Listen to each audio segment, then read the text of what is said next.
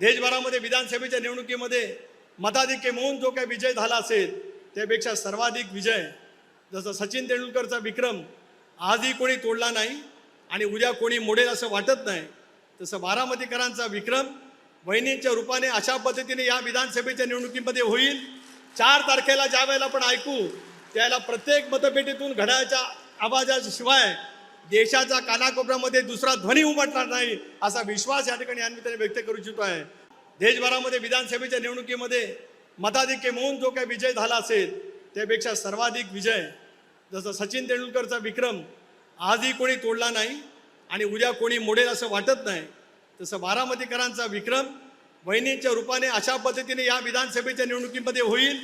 4 तारखेला ज्या वेळेला आपण ऐकू त्याला प्रत्येक मतपेटीतून घड्याळाच्या आवाजाशिवाय देशाच्या कानाकोपऱ्यामध्ये दुसरा ध्वनी उमटणार नाही असा विश्वास या ठिकाणी आम्ही व्यक्त करू इच्छितो आहे।